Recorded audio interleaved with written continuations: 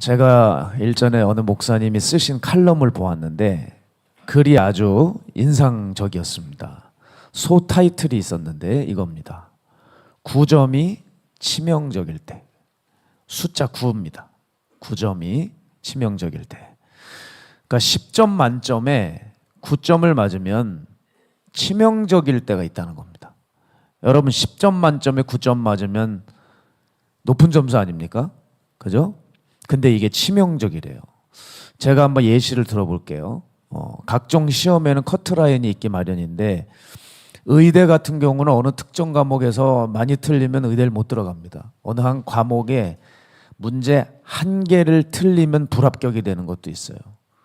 자, 근데 그 지원자가 그 과목에 하나를 틀렸어요. 잘한 거예요, 못한 거예요? 잘한 거죠. 하나 여러분이 무슨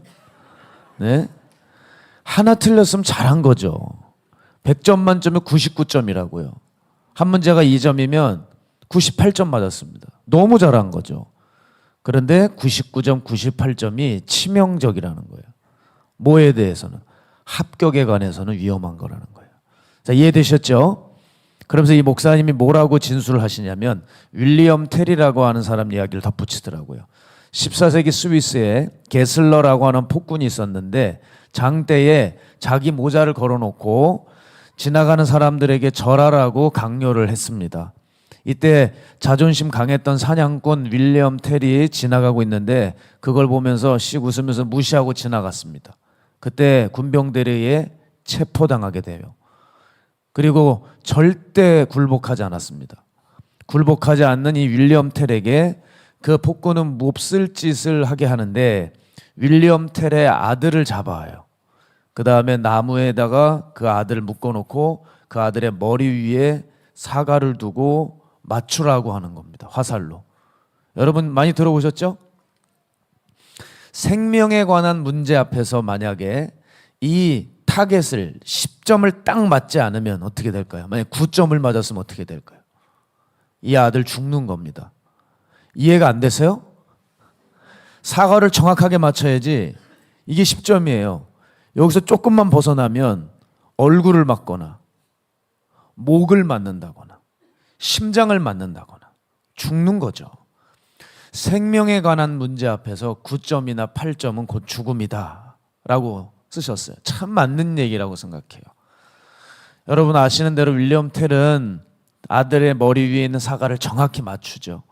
그리고 고통에 빠져있는 그 조국을 폭군의 손에서 건져냅니다. 자, 우리 다시 한번 생각해 볼게요. 생명에서 조금이라도 벗어나면 뭐라고요? 죽음이다. 아무리 생명 근처에 가까이 있다고 해도 생명에 들어가지 못하고 근처에 있으면 어떻게 돼요? 죽음입니다. 자, 그런 의미에서 여러분이 예배를 들어와야 살지 예배당 근처 마당에 와봤다고 한들 무슨 소용이 있겠습니까? 자, 또 말씀 앞에서 내가 살아야지 말씀을 듣기만 하면 소용이 있겠습니까? 그런데 사람들은 태도를 고치지를 않아요.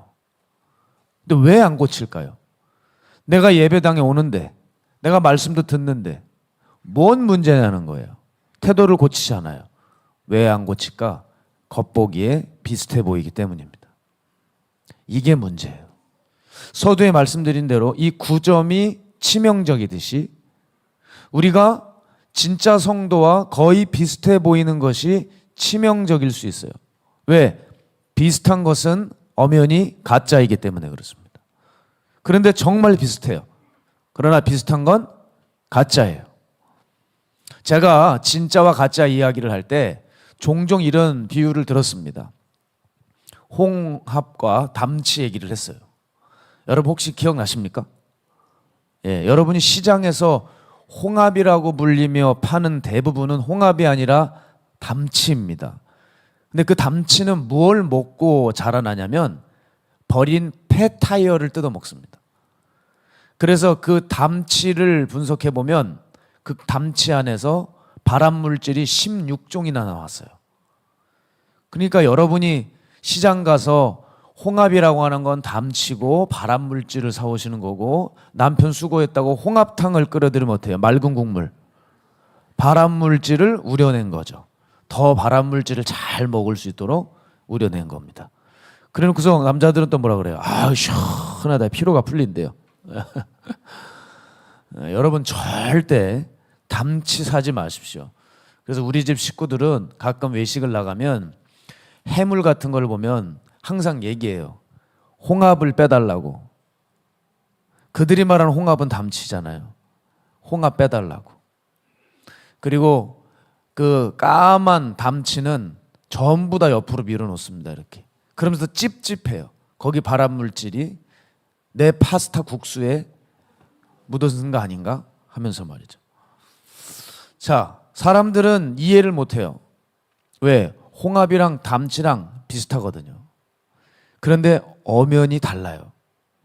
홍합은 표면이 거칠거칠하고 껍데기가 길어요. 커요. 근데 담치는 껍데기가 있는데 표면이 매끈매끈하고 껍데기가 짧아요. 역시 주부들이라 그러신지 잘 들으시네요. 비슷해 보이지만 달라요.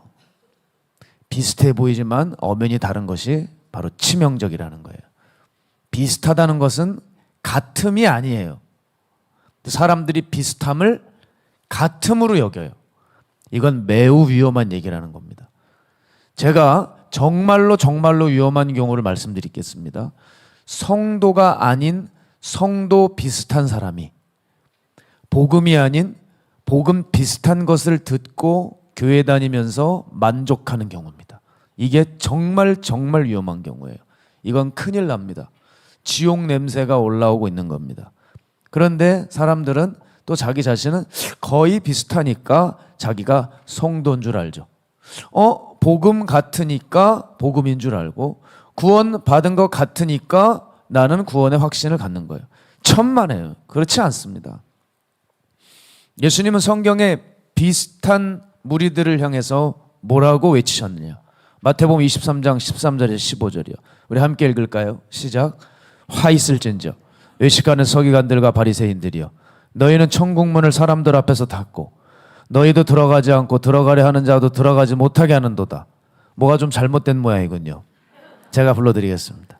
화 있을진저 외식하는 서기관들과 바리새인들이여 너희는 교인 한 사람을 얻기 위하여 바다와 육지를 두루 다니다가 생기면 너희보다 배나 더 지옥 자식이 되게 하는도다. 예수님은 독소를 퍼부으셨어요. 작정하고 혼을 내셨습니다. 왜 그럴까요? 비슷하게 흉내내고 있으면서 자기가 진짜인 것처럼 연기를 했기 때문입니다. 자, 예수님은 어떤 사람을 사랑하십니까? 정직한 사람을 사랑하십니다. 진실한 사람을 사랑하세요.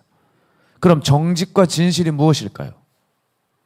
나를 있는 그대로 볼 줄 알고 나 자신을 인정하는 상태가 정직과 진실이에요. 여러분, 우리가 예수 믿으면서 내 자신을 정확하게 들여다볼 줄 아는 영적 그 안목이 열려야 돼요. 그렇지 않으면 의미가 없어요. 자, 그들은 자기 자신이 가짜이면서 교만했기 때문에 주님은 그들을 가만두고 보실 수가 없었습니다. 제가 이 비유를 가끔 드는데 여러분, 우리가 이와 같을 수 있어요. 자, 쉽게 말해서 바나나하고 바나나 우유가 같습니까? 다릅니까? 달라요. 이젠 설교를 드셨기 때문에 달라요. 그렇죠? 엄연히 다르죠.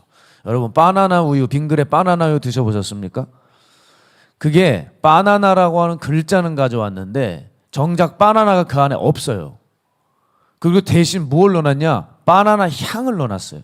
그리고 색소를 타서 노랗게 해놨습니다. 여러분, 이게 바로 바리새인과 서기관들이에요. 말씀이라는 글자는 가져왔는데 정작 삶에는 말씀이 없어요. 오히려 그 글자를 가지고 사람들을 판단하고 정죄하는 것입니다. 실제 있어야 할 건 없었다고요. 즉 영적 바나나 우유들이죠. 가짜들입니다, 여러분. 자, 같은 맥락에서 바울은 그런 비슷한 고린도 교인들을 향해 뭐라고 경고했나? 고린도전서 4장 19절에서 20절 보면 이건 함께 읽어도 될 것 같아요. 시작. 주께서 허락하시면 내가 너희에게 속히 나아가서 교만한 자들의 말이 아니라 오직 그 능력을 알아보겠으니 하나님의 나라는 말에 있지 아니하고 오직 능력에 있습니다. 아멘. 정작 있어야 할 것은 없는 채로 교만해져 있는 그들을 향해서 바울은 일침을 가하는 거예요. 너희가 하나님 나라 사람이라고 생각하지? 그런데 하나님 나라 사람들의 행동 양식이 있어. 그건 너희들 입술의 고백이 아니라, 은사가 아니라 삶에 나타나는 능력이야. 삶에. 또한 사대교회를 향한 말씀도 마찬가지입니다. 너는 살아있다는 이름만 가지고 있으나 실상은 죽었다. 네 하나님 앞에서 네 행위의 온전한 것 하나 찾아보기 어렵다. 그러니 네가 어떻게 받았고 어떻게 들었는지를 생각하고 지켜 회개하라. 여러분, 고린도 교회나 사대 교회는 그래도 뭔가 회복이 될 가능성의 여지를 두고 있습니다. 그죠? 그런데 아예 버려진 가짜들이 있어요. 아예 버려진 가짜들. 그것을 주님께서 알곡과 가라지 비유를 통해서 말씀을 하시는데, 알곡은 싹이 나고 결실하려고 할 때, 알곡이 싹이 나고 결실하려고 할 때에 비로소 가라지가 올라와 있는 게 보였다 그랬어요. 그러니까 처음에는 몰랐어요. 알곡이랑 가라지랑 처음에는 몰랐는데 시간이 지나서 결실할 때가 되니까 드러나 버리는 거예요. 자, 여러분, 가라지는 처음에 모릅니다. 그런데 시간이 지나면 그게 가라지인지 알게 돼요. 시간이 지나면 그 사람의 본 모습이 드러나요. 이단도 그렇고 버려진 사단의 종들도 다 그랬습니다. 자, 그때 최악의 경우인 이 가라지에 대해서 주님이 뭐라 하시냐? 제자들이 뽑으려고 하자 뭐라 그러십니까? 저는 이 말이 너무 무서워요. 가만둬라. 가만둬라. 여러분, 주님의 눈에 가라지가 안 보이겠습니까? 당장 탁탁탁탁 뽑아버릴 수 있죠. 근데 주님이 그렇게 하지 않으시잖아요. 내 때에 내가 뽑아서 불에 살을 것이다. 가만둬라.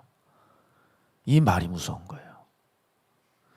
가끔은 의인이 일찍 망하고 악인이 질기도록 오래 살고 번영하는 것을 볼 때 사람들은 가슴 아파하고 힘들어합니다. 왜 근데 그들이 오래 살까요? 오늘 주님 말씀하시잖아요. 가만둬라. 계속 죄를 짓도록. 그렇게 해서 중한 죄가 그들의 머리에 계속 쌓일 때까지, 끝까지 죄를 채워 큰 형벌로 갚으시기 위해서, 진노의 잔을 준비하시기 위해서 가만둬라. 너 가만둬라. 여러분, 이렇게 무관심당에 가만두게 된 아예 버려진 자들이 있어요. 사랑하는 성도 여러분, 오늘 이 주일 아침에 우리가 이 사람은 피해야 됩니다. 내가 잠깐 가면 쓰고 흉내낼 수는 있습니다. 속은 병들었는데 겉은 아닌 척 할 수 있습니다. 그런데 이거는 안 돼요. 어떤 경우냐? 속이 사탄에게 장악당해서 이제는 손 쓸 수도 없는 상태. 삶을 바꿀 노력도 안 생기고 회개도 안 되는, 회개할 수도 없는 이런 사단에게 붙들린 상태. 완전히 제압당한 상태. 여러분, 이런 경우까지 가서는 안 된다는 겁니다. 이 상태에서 간혹 살아나는 경우가 있어요. 언제냐? 중병에 걸릴 때입니다. 그럴 때 간혹 주님을 찾아요. 그러나 제가 지금까지 죽어가는 사람들, 제가 시신만 대체 몇 구를 봤는지 몰라요. 목회를 하면서. 얼마나 많은 죽은 사람들을 대했겠습니까?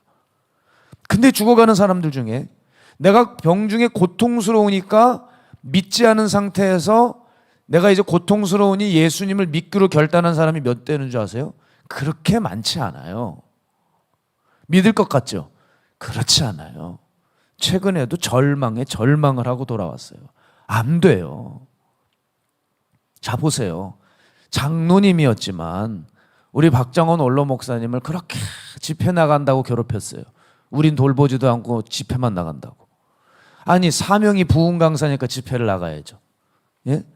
그거 자기 사랑해달라고 계속 자기 집에 신방 안 온다고 그렇게 쫓아다니면서 힘들게 했어요. 근데 그 장로님이 중병에 걸렸어요. 암에 걸렸습니다. 암이 다 퍼져버렸어요, 몸에. 그래서 병문안을 갑니다. 박장원 목사님께서. 근데 그 장로님이 병문안 온 목사님 얼굴을 보고 오셨군요 해야 되는 거 아니에요? 보자마자 그냥 얼굴을 휙 돌리는 거예요. 여러분, 죽을 때가 돼도 암이 몸에 다 퍼져도 가라지 심령들이 있어요. 그 가라지들은 돌이키질 못해. 마음의 응어리를 풀지를 못해요. 용서를 못해요. 가라지들입니다. 가라지들. 저 정말 많이 봤어요. 여러분 고통이 오면 예수님 믿을 것 같죠? 안 믿어요. 사람 마음이 얼마나 완악한지요. 자기 몸이 아프니까 자꾸 말 시키잖아요. 저리 가라 그래요. 그리고 짜증을 가족들에게 있는 대로 내요. 죽어가면서 복수가 이렇게 차도 복음 전하면 짜증내요. 죽음의 고통 가운데 예수님 받아들일 것 같죠? 사단이 아예 붙들고 있는 사람들이 있어요. 안 됩니다. 마음이 화석화된 지 오래돼서 깨트려지지가 않는 거예요. 깨져도 돌부스러기나 생기면 이거 가지고 오히려 사람들에게 집어 던지는 자들이 있어요. 아예 버려진 사람들. 가만두어라. 주님 말씀하십니다. 가만두어라. 내 날에 내가 친히 심판할 때까지 가만두어라. 여러분 참 두렵지 않습니까? 그러니 우리는 비슷한 그리스도인, 거의 그리스도인 되면 안 돼요. 더 나아가 가라지 되어서는 절대 안 되는 거죠. 그러기 위해서는 우리는 무엇을 해야 될까? 우리 중요한 본론으로 들어가겠습니다. 뭘 해야 될까요? 거룩을 훈련해야 됩니다. 여러분, 이 세상에 많은 사람들과 우리 믿는 사람들의 변별력이 있어요. 확실히 다른 부분이 있어요. 이게 드러나 줘야 돼요. 그게 거룩이에요. 기도를 많이 하고 전도를 많이 하는 것, 여러분 그건 부차적인 겁니다. 기본적으로 본질이 뭐냐? 내가 거룩해져야 돼요. 그게 크리스찬의 정체성입니다. 구별된 삶을 사는 거죠. 자, 많은 교회들이 영적 차별화를 이뤄보려고 애를 써요. 그래서 교회들마다 특장점이 있습니다. 이 교회는 기도를 많이 하는 교회예요. 이 교회는 예배가 아주 다양해요. 예배 기획이 뛰어나요. 어떤 교회는 선교를 줄창 다녀요. 어떤 교회는 성경 공부, 어떤 교회는 제자 교육, 어떤 교회는 전도. 각 교회들마다 차별화를 이루려고 하는 노력들을 해요. 자, 그런데요, 이거 빼놓고 하면 다 말짱 도루묵이에요. 뭐예요? 중요한 거룩을 위해서 살아가는 이 삶을 놓치고 있다면 이런 프로그램 다 의미 없어요. 여러분, 제가 보니까 거룩하지 않고 얼마든지 기도할 수 있더라고요. 제가 그랬다니까요. 제가 잘 알아요. 기도 많이 해도 거룩하지 않았어요. 예배 수차례 이곳에서 집회 치렀어요. 교육이 있다고 한다면 이것저것 다 자료 구해서 들어가 봐 봤어요. 여러분, 그래도 소용없어요. 어떤 이는 교육 다 받고 뭐 기도한답시고 하면서도 도박하고 여자 만나는 사람들도 봤어요. 따라서 내가 교회 생활을 얼마나 적응을 잘하냐, 교회가 지금 밀고 있는 고유의 프로그램을 얼마나 이수하냐로 세상과 변별력을 갖는 게 아니라 거룩이 변별력을 갖는다는 겁니다. 거룩이. 그래서 저는 우리 교회만큼은 우리 교회가 시행하는 모든 교육 프로그램에 뭘 지향하려고 하느냐? 거룩이에요. 중보기도 왜 하십니까, 여러분? 중보기도 왜 하십니까? 거룩하는 거예요. 남들을 사랑하는 마음을 가져서 세상이 저렇게 서로 미워하고 죽이려고 할 때, 전쟁 소용돌이 속에 살 때 우리는 한번 사랑하면서 남을 위해 기도해주는 중보기도가 있는 거예요. 전도 왜 합니까? 나를 희생해서 남을 살리기 위해서. 그렇죠? 제자훈련 왜 합니까? 나를 죽여가며 주님께 대가를 지불하기 위해서 훈련하는 거죠. 도대체 변별력이 여기 있는 거 아니에요? 우린 거룩하기 위해서, 영향력을 끼치기 위해서, 그러기 위해서 우리는 신앙생활을 하는 겁니다. 저는요, 요즘 이런 생각이 들어요. 어느 때보다도 이 구절이 되게 무겁게, 부담도 많이 되지만 은혜도 많이 되고, 되는 대로, 시간이 나는 대로 나누고 싶은 말씀이 이거예요. 마태복음 5장 13절에 16절이요. 결국엔 우리가 이것이 되어야 된다. 함께 읽겠습니다. 시작. 너희는 세상의 소금이니 소금이 만일 그 맛을 잃으면 무엇으로 짜게 하리요? 후에는 아무 쓸데없어 다만 밖에 벌어져 사람에게 밟힐 뿐이니라. 너희는 세상의 빛이라.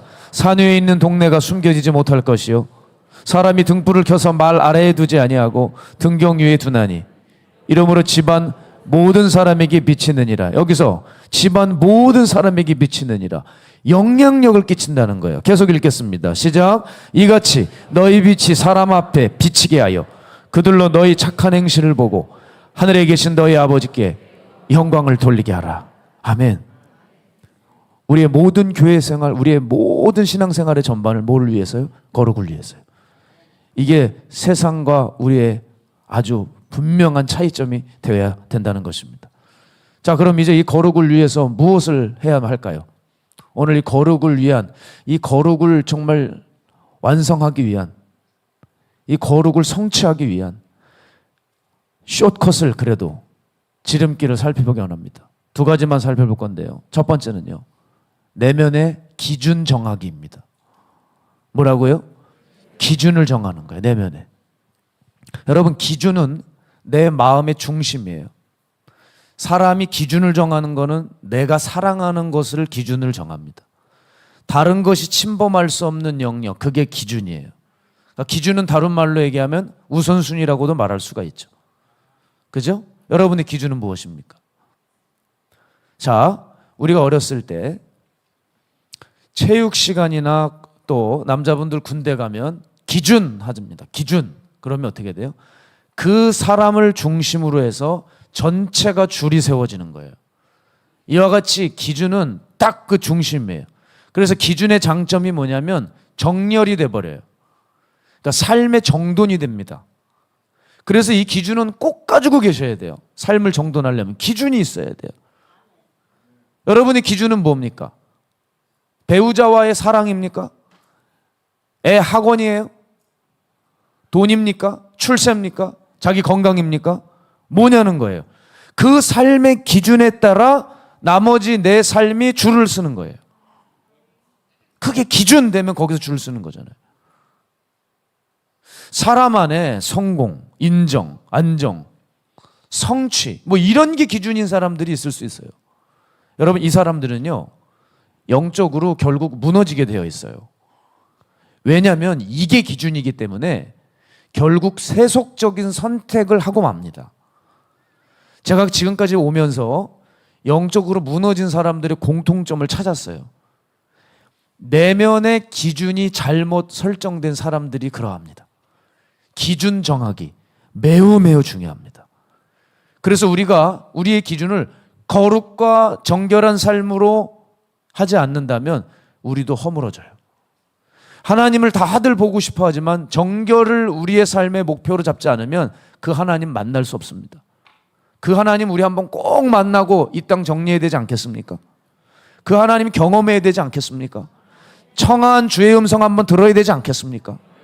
그러면 마음이 청결한 자가 하나님을 본다고 하셨으니 우리의 삶이 어떻게 하든지 마음이 나눠지지 않고 하나님께로 온전히 갈 수 있는 그 거룩을 훈련하셔야 돼요.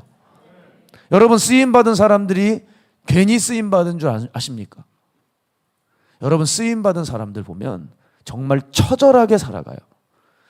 쓰임받았던 사람들을 직접 보고 그 기록을 읽어봐도 그들의 공통점이 뭐냐면 사생활을 보면 병적으로 집착적으로 정결한 삶에 목을 메었어요. 이들의 공통점이에요.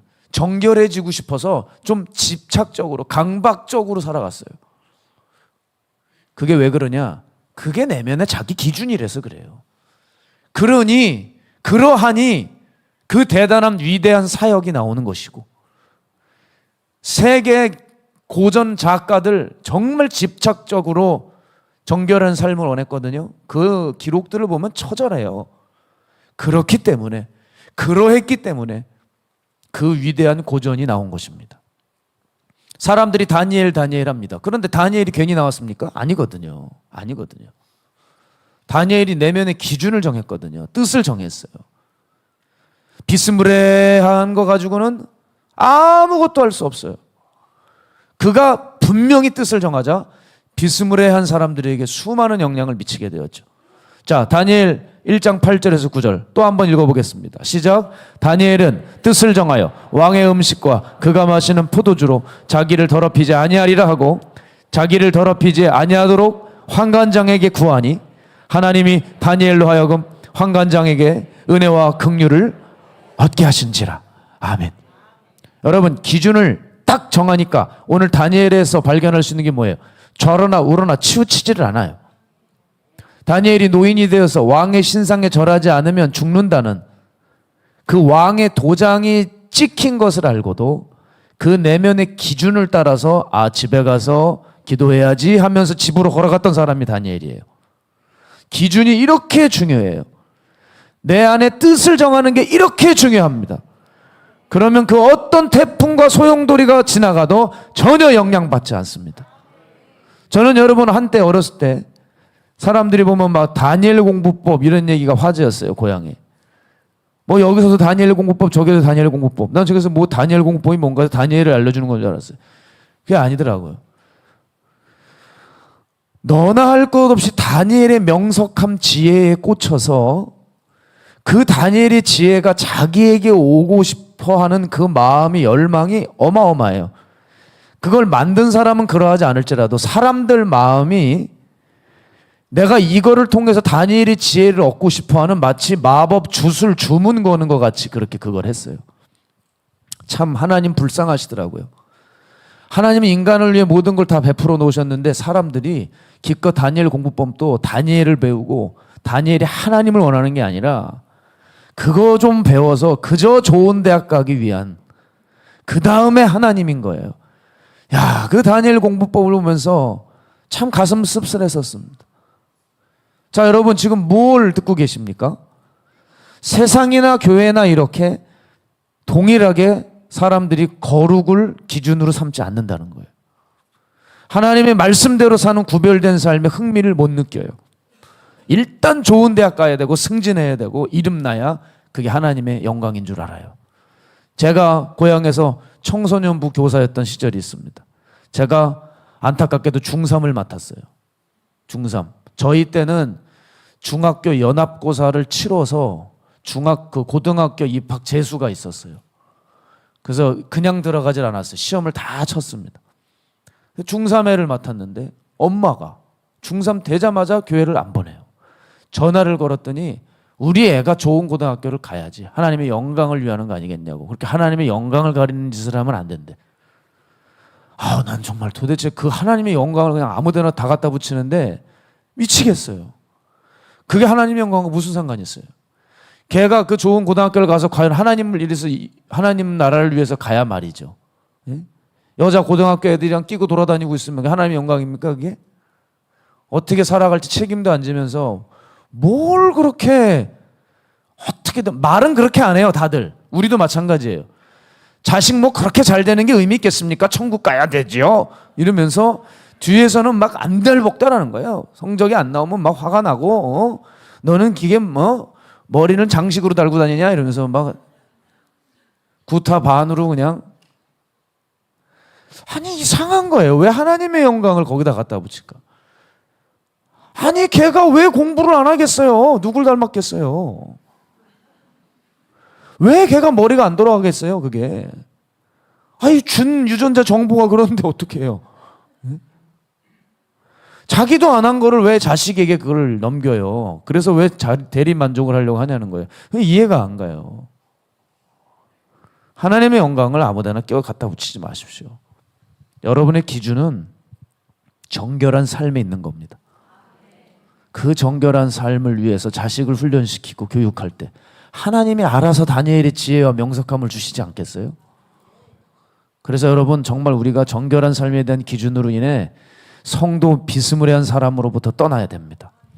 저는 저와 오랜 시간 함께했던 한 성도 가정이 있어요. 인천에서 헤어샵을 운영하는데요. 진짜 이 가정에 참 신기한 일이 벌어졌어요. 지금 시민공원 쪽에 그 산부인과가 있죠. 그리고 거기 큰 빌딩 하나가 새로 져졌어요. 그런데 거기 밑에 분점을 했어요. 헤어샵을. 근데 말입니다. 이걸 어떻게 얻게 됐냐면 어느 날 원래 있던 그 헤어샵에서 어떤 한 손님 머리 한번 깎았는데 이 사람이 아마 빌딩을 여러 채를 가지고 있는 사람이었던 모양이에요. 자기가 여기 투자를 해가지고 건물이 올라가는데 그중에 당신의 영업장을 내가 만들어주겠다. 무료로. 세도 내지 마라. 그냥 들어와서만 머리 깎아라. 그리고 돈 벌어라. 그냥 물세 전기세만 내라는 거예요. 처음에 거짓말하는 줄 알았대요. 그렇지 않겠습니까? 놀라시지도 않네. 이게 드라마가 아니에요, 여러분. 실제로 일어난 일이라고요. 그래서 어안이 봉봉해서 이러고 있는데 정말 몇 달 지나지 않아서 건물이 올라가고 연락이 오더래요. 그래서 지금 그 주안점 샵이 들어가 있어요. 그 근사한 빌딩에. 갔더니 진짜 넓더라고요. 어쩜 이렇게 쾌적한지요. 거기서 깎았어요. 세상에. 야, 무료로 다. 그냥 들어가서 운영만 하면 돼요. 여러분, 근데 왜 이렇게 되는 줄 압니까? 이게 그냥 오는 게 아니에요. 참, 하나님 심은 대로 거두게 하시죠. 이 헤어샵 주인들이 물질에 대해서 철저했어요. 11조가 아니라 10의 4조를 갖다 바치는 사람들이에요. 하나님 나라를 위해서는 자기를 위해 쓰지 않고 어쩜 그렇게 두 부부가 아니 어디서 배웠길래 이런 헌금관을 가지고 있지? 할 정도로 놀랐습니다. 제가 어느 날은 뭐 자기네들이 계산을 해서 어마어마한 돈을 가지고 왔길래 힘들게 아주 힘들고 고통스럽게 가져오는 거예요. 너스레 떨면서 가져오는 게 아니에요. 당신 마음을 충분히 받으셨다. 내 생활이 쪼달릴지라도 이걸 주님 앞에 드리는 거예요. 제가 다시 돌려보냈습니다. 다 받으셨다. 그거 받으면 당시에 제가 했던 교회에 아주 큰 이익이 될 수 있고 사역을 마음껏 할 수 있죠. 그러나 돌려줬어요. 하나님을 위해서 사는 삶, 하나님이 기준되고 하나님이 우선순위 되는 삶을 살자. 말도 안 되게 하나님 그렇게 갚아주시더라고요. 어떻게 그렇게 무료로 공짜로 그런 건물을 들어가서 할 수가 있겠습니까? 사람들 보면 자기네들을 위해서는 펑펑 써요. 그런데 하나님에 대해서는 얼마나 인색한지 몰라요. 자, 제가 보니까 어쩜 이렇게 사람들을 보내주실까? 그 직원들을 전도하려고요, 보통 애를 쓴 게 아니에요. 상처를 받아가면서 모욕을 당해가면서 그 헤어샵 주인이 그 말단 직원들을 그렇게 섬겼어요. 지금도 그 헤어샵을 들어가면 24시간 찬양만 나와요. 좀 예수 믿는 사람들이 영업장에 찬양도 좀 틀어야죠. 그렇지 않아요? 가사가 좀 그렇다면 경음악이라도 좀 틀어야죠. 뽕짝이나 나오고 있고. 내가 가끔 정말 괴로운 게 뭐냐면 여러분 제발 벨소리 좀 바꾸세요. 예배 시간에 벨소리 울려도 괜찮아요.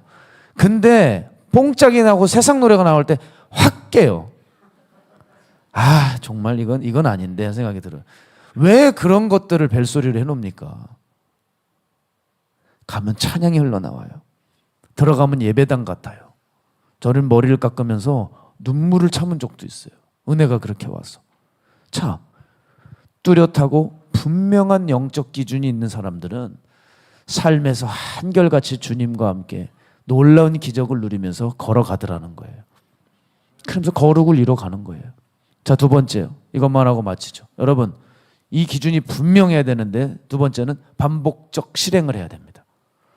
최고의 기준을 잡았어요. 그 다음 뭐 해야 돼요? 반복만 하면 돼요. 여러분, 문제를 풀다가 금방 푸는 비결을 터득했어요. 그럼 어떻게 해야 돼요? 얼른 페이지에 적어놨다가 그 푸는 방법을 계속 반복해서 내 거로 만들어야 되죠. 그죠? 여러분, 거룩을 기준으로 삼았어요. 내가 이렇게 살았더니 하나님이 역사해 주시고 기적을 주셨습니까? 그럼 그거 잘 정리해놨다가 또 동일한 일을 만날 때 그대로 적용해야 되는 거죠. 근데 희한해요. 한 번 만나와 메추라기를 먹고 나면 너무 기분 좋아서 그걸로 끝. 그래서는 안 되죠. 하나님의 은혜를 만난 적이 있습니까? 그럼 이렇게 하니까 하나님이 만나주셨구나. 그러면 또 이렇게 하면 하나님 만나주시겠지. 그걸 잘 기억했다가 또 적용을 해야죠. 그렇게 해서 반복적인 실행을 통해 체화시키는 거예요. 저는 우리 강한수 간사가 아주 지혜롭다고 생각해요. 노숙인을 섬기는 거 쉬운 일이 아니에요. 그 칼제비가. 쉬운 일이 아니란 말이에요. 그런데 하루 이틀 빠지지 않고 계속 나갔어요. 힘들어도 계속 나갔어요. 그게 그 친구에게 신의 한 수예요. 그래서 한 수구나. 그 친구에게 잘한 게 그 부분이에요. 그러니까 몸에 배어버리게 하니까 안 하면 불안해지는 거예요. 날마다 나가는 거예요. 날마다. 휴가를 한번 가라 그래도 안 나가는 거예요. 여러분, 저도요, 운전하다가 아무 생각 없이 운전하잖아요. 그럼 어디 와 있는 줄 아세요? 마가에다라펑 주차장에, 여기 화장실 바로 밑에 주차하고 있어요. 아니, 세상에 내가 여길 왜 왔어? 아유 참나 웃으면서 또 차를 빼가지고 내려가요. 아무 생각 안 하면 여기 와 있는 거예요, 차가. 그럴 때가 있잖아요. 사람이 이러고 뭐 생각이 이러고 있다. 아니, 좀 이해가 안 돼요. 엘림기돈 여기 쭉 언덕 올라오는 거 있잖아요. 여기 오면서 깨달아야 되잖아요. 나 지금 뭐 하는 거야? 아니, 여기로 올라와서 여기까지 왔는데도 이러고 있더라고요. 이게 왜 그러냐? 매일 산에 올라와서 그래요. 매일 산에 올라오니까 그냥 무의식적으로도 운전대가 일로 오는 거예요. 좀 놀라운 체험을 했다니까요. 이게 습관이 이렇게 무서운 것이구나. 여러분, 경건의 습관을 몸에 배게만 하면 끝나버립니다. 진짜 끝나버려요. 그러면 그게 없기 때문에 날마다 힘이 드는 거예요. 하루 배운 거, 예전에 들었던 거 겨우 써먹고 남의 것까지 뺏어가지고 빼서 그냥 내 걸로 삼으려고 하고, 그러다가 잘 안 되니까 낙담하고 좌절하는 거거든요. 그러지 마세요. 먼저 확인해야 될 것이 뭐냐? 내 마음의 기준을 확실히 정하는 거예요. 그 다음에 우리 신앙의 목적은 그리스도를 닮아가는 거니까, 이 그리스도를 닮아가려고 하는 것이 한번 어느 날 됐으면, 그 경건의 습관이 어느 날 됐으면 이걸 반복적으로 해보는 거예요. 그럼 어느 날 돼요. 여러분, 이게 본질입니다. 이게 신앙생활의 본질이에요. 이 삶을 살아가야 돼요. 머리로 입으로 떠드는 게 아니라 비스무리하게 흉내내고 있지 말고 어떤 실제적인 눈에 보이는 무언가가 나타나야죠. 그런 의미에서 저도요, 이게 참 저를 두고도 하는 설교기도 하거든요. 참 종이 쉽지 않을 때가 있어요. 애를 쓰고 노력을 했는데 엉뚱한 얘기만 들을 때가 있는 거예요. 제 나름대로 참 섬겼거든요. 그런데 황당해요. 너무 황당해요. 그 사람을 위한 일인데도 너무 황당해요. 마음에 실망도 되고 상처도 되고, 사람이 이런 거구나. 진짜 억울할 때가 있더라고요. 가서 얘기를 해주고 싶어요. 당신 내가 모르는 줄 알지? 가서 얘기를 해주고 싶을 때도 있어요. 어떻게 내 삶을 자기네들이 저렇게 잘 알까? 나도 나를 모르는데 어쩜 저렇게 잘 알고 저렇게 얘기를 할까? 억울하죠. 그런데 억울하다가 한편으로 무슨 생각이 드는 줄 아세요? 이게 여러분 오늘 포커스예요. 너 여태 그거밖에 안 됐냐? 이 생각이 들어오더라고요. 정신을 차리고 보니까 너 그거밖에 안 됐냐? 너 지금 몇 년째 훈련했는데 이 모양이냐? 넌 훈련이 제대로 안 됐어. 너 알고 봤더니 넌 진짜 흉내내고 살았구나. 너 목회자 비슷하게 살았구나. 그러니까 이거를 못 이기지. 네가 이걸 극복을 못해. 제가 여러분 가면 갈수록 계속 느끼는 건 뭐냐면, 저는 아직도 안 죽었더라고요. 충격적이에요. 여러분, 이 사실이. 나름대로 밟아가고 죽여간다고 왔는데 진짜 안 죽었어요. 제가 거룩하질 못해요. 내가 이 꼴로 주님 앞에 가면 큰일 나겠구나 라는 생각도 여기 설교하고 있는 이 종도 들어요. 사랑하는 여러분, 우리 모두 각성해야 돼요. 각성해야 돼요. 우리 깨달아야 돼요. 우리 흉내내고 살았구나. 이거 그냥 비스무리하게 살아왔구나. 오늘 다시 우리는 달려가야 될 줄 믿습니다. 왜냐하면 주님께서 분명히 달려가는 자들에게 상 주시니까. 분명히 그 일은 결과를 얻으니까. 고린도전서 9장 24절, 운동장에서 다름질하는 자들이 다 달릴지라도 오직 상을 받는 사람은 한 사람인 줄 너희가 알지 못하느냐? 너희도 상을 받도록 이와 같이 다름질하라. 말씀 마칩니다. 사랑하는 여러분, 마지막 때는 흔드는 때라고 말씀을 수없이 드립니다. 그런데 우리 안에 기준이 없어요. 그러면 방황할 수밖에 없습니다. 사정없이 흔들릴 수밖에 없어요. 우리는 이제 거룩이라고 하는 이 기준을 가지고 끊임없이 반복적으로 훈련해야 될 것입니다. 그래서 이 경건의 훈련을 반복해서 내 것 삼아 이제 완전히 내 것이 되어서 정말 하나님이 주시는 그 은혜와 축복과 기적을 경험하는 영적 승리자로 세워가시기를 주님의 이름으로 축복합니다. 우리 시간 함께 이 찬양하면서 준비하신 여러분 하나님 앞에 봉헌하겠습니다. 하나님, 그 하나님의 은혜가 있어서 여기까지 왔는데 하나님 아직도 우리의 것이 너무 많습니다. 오늘 다시 한번 하나님의 말씀으로 내 자아가 부서지게 하시고 성령의 불로 나의 모든 것을 태워주시고 오직 예수 그리스도만 자랑하고 오직 예수 그리스도만 남고 오직 예수 그리스도만 전부가 될 수 있도록 붙들어 주십시오. 그분으로 나를 기준 삼고 그분으로 닮아가기 위해 애쓰고 그렇게 거룩과 그 거룩의 경건한 습관의 반복적인 일을 통해서 우리가 정말 영적인 승리자가 되기를 소망하오니 주님, 오늘 예물 드린 귀한 주의 백성들 가운데 그 은혜를 허락하여 주시고 이 예물은 하나님의 마음이 있는 그곳에 쓰여져 30배, 60배, 100배의 결실을 맺을 수 있도록 주 하나님 크게 역사하여 주시옵소서. 지금 이곳엔 성부, 성자, 성령 살아계신 하나님의 사랑과 은혜와 사람을 바꾸시는 능력이 이제 앞으로 정말 거룩을 내 삶의 기준으로 삼아 하나님 나라를 위해서 전진하고자 작정한 주의 백성들 머리 위에, 가정 위에, 직장 위에, 사업체 위에 이제부터 영원토록 함께 하시기를 간절히 축복합니다. 아멘.